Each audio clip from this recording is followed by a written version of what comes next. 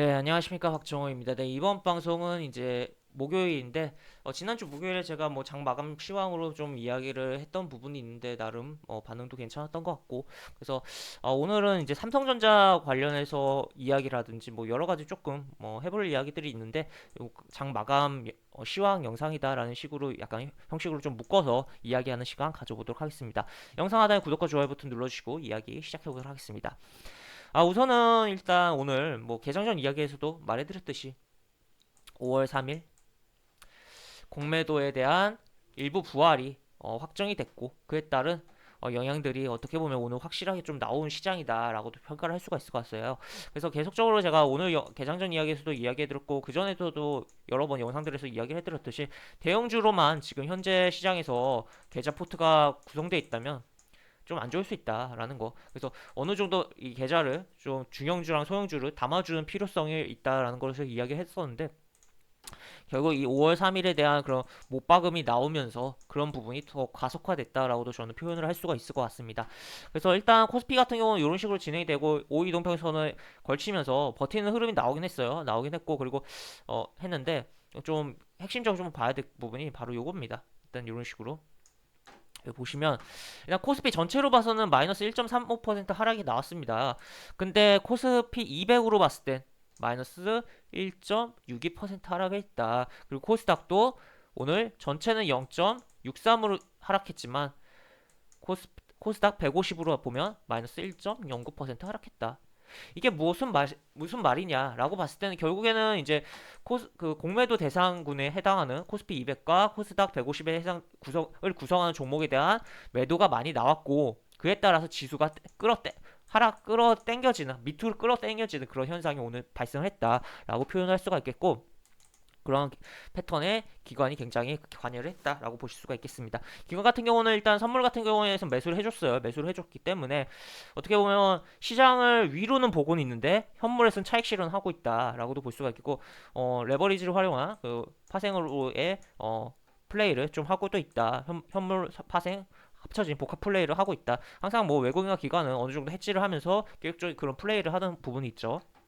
그런 부분이다라고 볼 수가 있겠고 떻게 보면 이제 물론 이제 주식 매매라는 게 있어서 항상 뭐 본인의 계획대로 뭐 그냥 하면은 뭐 기관이 팔던 뭐 외국인이 팔던 별로 신경을 안 써도 되겠다라고도까지도 뭐 극단적으로 표현도 할 수가 있을 것 같긴 하지만 그럼에도 이제 기관이 참 패턴이 재미난 게 일주일에 한 번만 순매수를 해주는 물론 기관이라는 것도 이제 여러 가지 주체들이 그 안에 속하지만 전체 통으로 봤을 때는 일주일에 한 번만 매수를 해주는 그런 패턴이 계속적으로 지금 나오고 있거든요.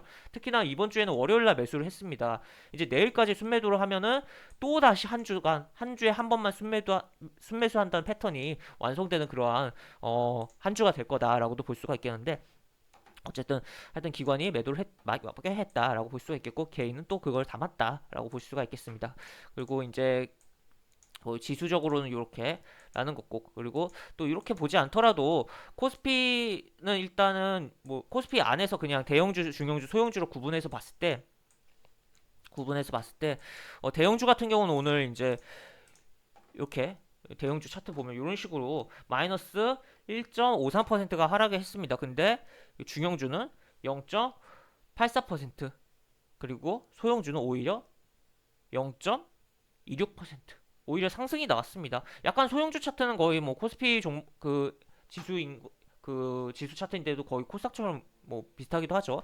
하여튼 그런데 어쨌든 이게 무슨 소리냐? 그리고 대형 대형주 대형주의 매도가 오늘 분명히 많이 나오는 하루였다라고 볼 수 있겠고 결국에는 이 자금에 대한 부분이 중소형주로의 확산이 분명히 진행되고 있는 거 아니냐라고도 볼 수가 있겠고 그리고 현재 시장이 계속적으로 올라오는 과정 속에서 대형주 뭐 위주로 쭉쭉 그동안 어떻게 보면 10년 동안 코스피가 박스피라고도 표현할 수 있을 만큼 갇혀 있는 상황에서 그걸 뚫고 올라오는 과정 속에서 대형주들이 강하게 움직임이 나왔고 또 뭐 LG전자가 상한가기도 하고 굉장히 뭐 화려한 흐름들이 나왔었잖아요. 그런 가운데서 어떻게 보면 이제 현재 구간에서 대형주에 대한 그런 탄력이 둔화되는다면 그러한 자금이 중소형주로 이동할 수 있다라고도 생각을 해볼 수가 있을 것 같습니다. 당장 뭐 코로나 이후 들어오신 분들의 경우 당장 뭐 본인의 물론 공부 열심히 하시고 들어오신 분들도 계시겠지만 당장 준비가 덜 된 상태에서 들어오신 분들이라면 당장 알고 있는 기업들 대형주 위주로 담았을 것입니다. 그런 과정 속에서 그런 과정 속에서 기존의 뭐 대형주들의 뭐 탄력이 둔화되고 또 떨어지는 하락이 나온다면 아 이제는 이제 다른 종목을 볼까 하다가 조금 더 뭐 공부하고 하다가 그렇다면 조금 더 뭐 시총이 조금 작아지는 쪽으로 움직이고 그러다면 결국에는 대형주보다는 좀 인지도가 떨어지는 그런 기업들 그렇지만 조금 더 인지도 뭐 평상 다른 기업들에 비해서 뭐 소형주 뭐 상장된 소형주들에 비해서 인지도가 높은 그런 종목들로 자금이 이동할 것이고 그렇다면 중형주가 부각되는 시장이 올 것이다라는 거. 그리고 그 다음에 또 그러다가 이제 또 다시 소형주로도 넘어가는 그런 흐름이 사이클이 발생을 할 것이다라고 볼 수가 있을 것 같습니다. 그래서 그렇게 볼 수가 있는데 삼성전자를 조금 이야기를 해보도록 할게요. 지금 어떻게 보면 삼성전자가 우리 전체 시장에 대장주 역할을 하고 있는 부분이 있는데 시가총액도 코스피 코스닥 다 합쳐서 가장 크고 그런 가운데 뭐쭉 끌고 왔는데 지수를 끌고 오는 과정에 상당히 기여를 한 부분이 있는데 지금 요거랑 요 차트 잘 기억해 보세요. 요거랑 지금 요거 다시 요거랑 코스피 차트와 요거랑 요거랑 요거랑 분명 느낌이 다르죠. 그리고 또다시 코스피 200으로 넘어서 보면 요거랑 이거랑도 분명히 느낌이 다릅니다. 그러니까 무슨 소리냐라는 것은 지금 코스피 200 지수 차트로도 봐도 5일 이동평에서 오늘 지켰어요. 지켰고 그냥 단순히 코스피 전체 차트로 놓고 봐도 지수 차트로 봐도 코스피 이런 식으로 5일 이동평에서는 지켜냈습니다. 근데 삼성전자는 지키지 못하고 헤매고 있다라고 볼 수가 있는 거죠.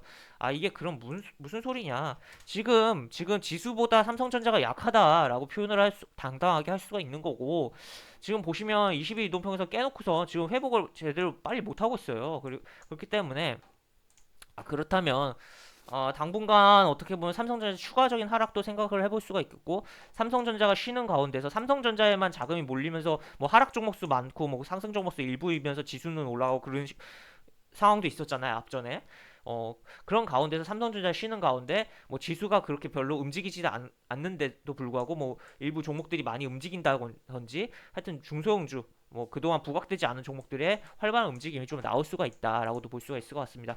일단은 기본적으로는 20일 이동평 대형주 같은 경우는 이제 보통 20일 이동평에서는 정말 중요하게 많이 보거든요. 그 다음에 이제 사람들이 많이 보는 60일 뭐 그 전에 만약 지지가 나온다 그 절반이 한 40일 이동평선 정도고 과거에 뭐 외국인 매매 이동평선이라서 44일 그리고 기관 매매 이동평선이라고 해서 33일 이게 좀 유행했던 시절이 있긴 한데 실제로 외국인 기관이 이걸 많이 받는지는 잘 모르겠어요. 하지만 그런 부분이 있고 한데 어쨌든 일단은 여기 중간에서 한번 반등은 나왔다가 빠지고 있습니다. 그렇다면 요거 깬다면 무난하게 그냥 60 이동평균선까지는 봐야겠다라는 거. 그래서 이 삼성전자 들고 계신 분들이 영상 보시면 굉장히 조금 그럴 수 있긴 한데 하여튼 삼성전자 같은 경우 60일 이동평균선까지의 하락도 고려를 해봐야겠다라는 거. 그래서 어떻게 보면 60일 이동평균선의 첫 번째 지지를 신규 접근자 입장에서 노려보는 것도 방법이 되지 않을까 싶고 현재 가격을 이런 식으로 이동평균선을 뿐만 아니라 제 여러 가지 뭐 기준점에 의해서 가격도 이런 식으로 잡아놨는데 그래서 요런 사이에서의 60일 이동평균선 뭐 60일 이동평균선 기준으로 요런 가격대에 한번 어느 정도 밀림이 나오고 또 여기서는 한번 반등이 또 나오는 그러한 상황이 좀 나오지 않을까라고 저는 또 생각을 해보고 있습니다. 그래서 어쨌든 현재 지수보다 삼성전자는 약하다라는 거. 그렇다면 지수보다 삼성전자가 약하면 도대체 무슨 종목이 움직이고 있느냐? 대형주가 쉬고 다른 종목들이 밑에서 사람들 눈치 보면서 사람들 눈을 피해서 움직이고 있다. 물론 상승률 상에 어느 정도 보이긴 하지만 그렇게 보실 수가 있겠고 그래서 지금 너무 대형주로만 이제 계좌가 돼서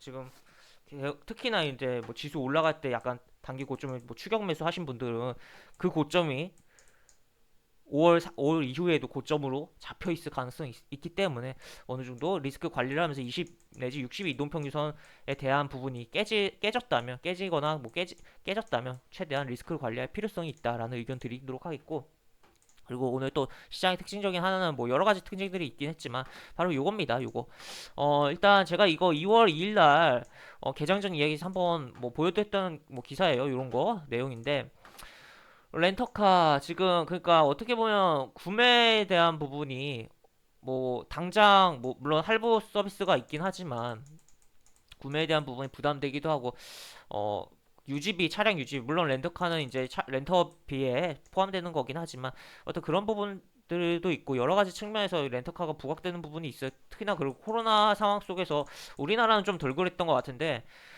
다른 나라 같은 경우는 렌터카에 대한 소비가 굉장히 늘어난 부분도 있었거든요. 물론 지금 우리나라도 4년 동안은 2배 늘어났다고는 하지만 하여튼 그러한 부분이 있었다라고 볼 수가 있겠고 그런 가운데 오늘 이제 SK 렌터카가 요걸로 올랐다라는 거. 지금 그러니까 결국 요 내용이 다시 나온 거예요. 이렇게. 그리고 SK 렌터카 차트로 넘어가서 보면 SK 렌터카는 이제 SK 네트워크스의 자회사죠. 자회사고 지금 과거 이제 코로나에 대한 부분으로 급락이 나왔었다가 이렇게 급락이 나왔었다 왔다 갔다 하다가 거의 다 회복하는 그런 흐름이 나왔다라고도 볼 수가 있고 실적이 어떻게 계속 보시면 괜찮아요. 괜찮은 부분이 있고 이런 식으로 실적이 예상치가 좋을 것으로 확인되고 있다. 그래서 어떻게 보면 지금 뭐 계속 보기에는 어떻게 보면 이미 코로나 전 주가 수준을 거의 다 회복한 수준이라 좀 매력도는 다른 종목 아직 회복 안 된 종목들이 꽤 있거든요. 그렇기 때문에 그런 종목 때문에 매력도는 떨어지지만 그럼에도 렌터카 이런 산업에 있어서 성장을 보면서 조금 살펴볼 필요성이 있는 종목 아닌가 싶고 이게 어떻게 보면 렌터카도 구독경제라면 구독경제라고 표현을 할 수가 있을 것 같은데 매달 렌터비를 내니까 라는 부분 지금 어쨌든 구독 경제에 대한 부분이 계속적으로 뭐 OTT라든지 굉장히 계속적으로 늘어날 수밖에 없다고 봐요. 그리고 기업들 입장에서도 안정적인 캐시플로우를 확보하기 위한 그런 행보들이 나오는 과정 속에 결국 구독 경제를 만들어내는 그런 상황들이 연출될 거다라는 거고 뭐 추가적으로 거기다 플러스 한다면 공유 경제라고 해서 그런 것들도 있겠죠. 하여튼 그런 부분인데 그러한 부분 결국에 왜 그렇게 따지면 왜 그러한 부분이 늘어나느냐라고 봤을 때는 어떻게 보면 20, 30대의 현재 우리나라 20, 30대의 소비 여력이 많이 떨어졌다.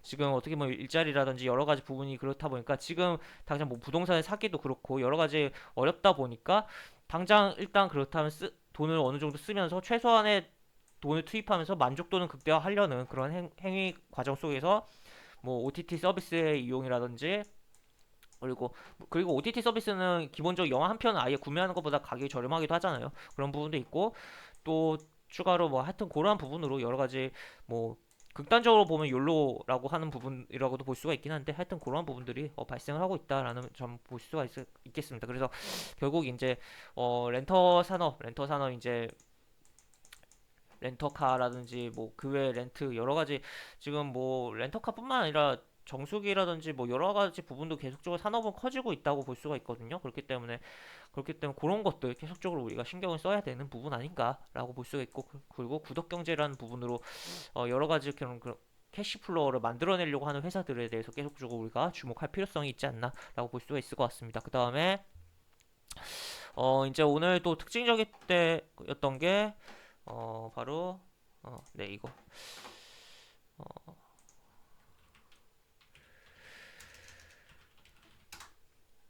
네 이게 이 회사가 이제 이트론이라는 기업인데 보시다시피 상한가를 갔는데도 361원입니다.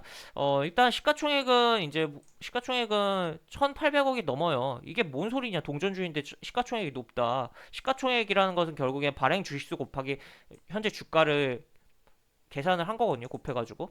근데 이게 주식 가격이 300원대인데 시가총액이 1,000억대가 넘는다. 그럼 발행 주식수가 엄청나게 많다라고 표현을 할 수가 있겠고 현재 뭐 러시아 뭐 이런 식으로 뭐 이야기해서 상한가가 나오긴 했어요. 상한가가 나오긴 했는데 여기 보시면 이트론이라는 종목 그러니까 어떻게 보면 소위 말해서 소형주이고 잡주라고까지도 어떻게 보면 폄하해서 표현할 수도 있는 종목이다라고 볼 수가 있을 것 같은데 하여튼 그러한 부분에 있어서 오늘 시세가 강하게 나왔다라는 거 체크해 볼 수가 있겠고 얘가 이제 보시면 얘랑 얘가 EDI가 최대 주주거든요.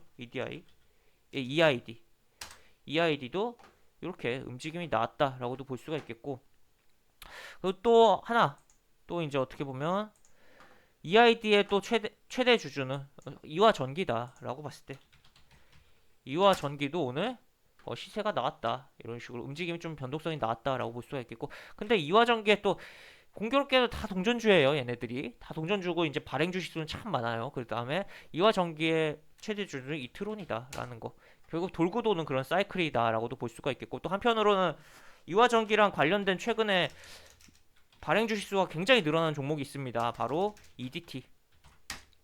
EDT는 오늘 별로 움직임은 없었는데 보시면 최대 주주가 이화전기입니다. 물론 이화전기 뭐 정확히 엄밀히 따지면 이런 식으로 돼 있기 때문에 뭐 이화전기가 최대 주주라고 하긴 그렇지만 어쨌든 이화전기 라인이라고 좀 볼 수가 있겠고, 결국 특수관계이기 때문에 이렇게 보시면 되겠고, 지금 얘 같은 경우는 상장되어 있던 주식 수만큼 유상증자를 했습니다. 그 일반 공모를 해가지고 유상증자를 했었고, 그래가지고 여기에 상장이 됐던, 그래서 지금 이렇게 기어가 가고 있는데, 만약에 이 앞 직전에 이야기했던 동전주들의 흐름들이 뭐 강하게 좀 더 움직인다면, 얘가 지금 여기 계속 지켜주고는 있잖아요. 시장이 그렇게 안 좋았는데도 불구하고 한번 이 갭에 대한 회복 과정이 움직임이 나올 수 있지 않을까라는 거 생각을 해볼 수 있겠다라고 볼 수가 있겠고, 그래서 손절 라인이 뭐 요런데 잡을 수 있고, 그 다음에 뭐 최대 본다면 20 내지 요런 라인까지도 볼 수 있겠다라고 볼 수가 있긴 하긴 한데, 일단 재무적으로 봤을 때는 굉장히 좀 개선이 되고 있는, 일시적으로 적자 한번 났다가 흑자로 돌아서고 있는 그런 상황이긴 한데, 너무 발행 주식수가 많기 때문에 하여튼 그러한 부분은 고려를 해봐야겠고, 하여튼 이 동전주 집단이 과연 우리 시장에서 앞으로 어떠한 행보를 보여줄지라는 것도 좀 생각을 해볼 필요성이 있습니다. 그러니까 결국에는 시장에 대한 부분을 다시 넘어가면, 대형주들의 움직임이 나오면 이게 쉬고 뭐 하락하는 과정에서, 이렇게 넘어가는 과정에서 순서가 중형주, 소형주를 넘어가는 과정에서 이 중간중간에 뭐 일부 정말 이렇게 동전주라고 표현하는 종목들이 크게 움직이는 그러한 액션들이 나올 거고, 그냥 요 중소형주 움직이는 과정 속에서 그런 부분들이 나올 거다라는 거죠. 그래서 그러한 부분 생각도 해봐야겠다. 그래서 동전주라고 해서 정말 아예 안 볼, 이게 동전주 같은 경우는 사실 제 입장에서는 리딩할 수는 없어요. 사실 리딩하기 굉장히 어렵고, 이게 어떻게 보면 호가가 이게 굉장히 뭐 텅텅 비는 경우도 있고 여러 가지 부분이 있는데, 회원님 그 시청하시는 분께서 이제 재무를 좀 보시고 또 여러 가지 부분을 잘 살펴봤을 때 괜찮은 동전주도 꽤 있거든요. 그리고 작년에 동전주였다고 올해 이제 집회된 애들도 꽤 있고, 그래서 그러한 부분도 조금 생각을 해볼 수 있겠다라는 거고, 뭐 그러한 종목 중에 이걸 보라는 것까지는 아니고, 이제 이거 말고 또 다른 종목들 괜찮은 것들이 있기 때문에 그러한 것도 살펴보는 부분을 참고해 보시면 될 것 같습니다. 얘는 이제 아까 그 앞에 종목들의 움직임에 따라 과연 이 갭 메우는지, 기술적인 흐름만 좀 관찰하시면 어떨까라는 의견 드리도록 하겠습니다. 그래서 오늘 이제 뭐 장 마감 시황으로 이제 삼성전자에 대한 부분, 또 추가로 이제 SK 렌터카에 대한 이야기, 그리고 동전주 오늘 집단에 대한 조금 이야기를 해봤는데, 결국엔 하여튼 시장이 현재 뭐 굉장히 지수 차트로 다시 넘어가서 보면, 결국에는 이제 어떻게 보면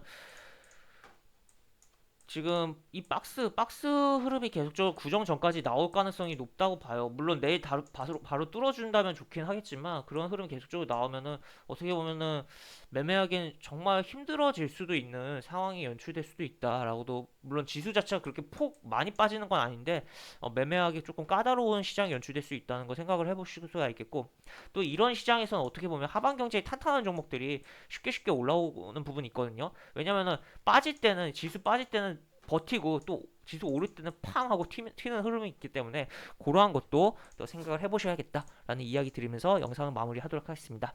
영상 하단에 보시면 설명과 댓글 부분에 동일한 링크가 있고, 이 링크 타고 들어오시면 제가 운영하는 무료 카톡방에 입장하실 수 있고, 입장하시면 여러가지 장중 코멘트 해드리는 부분이 있고, 매수부터 매도까지 무료 공개 추천주 진행하는 부분도 있으니까 이 부분도 참고해보시면 많은 도움이 되지 않을까 싶습니다. 입장하시면 채팅방 상단에 공지글 꼭 읽어주시고 채팅 참여해주시기 바랍니다. 이상 박종호였습니다. 네, 감사합니다.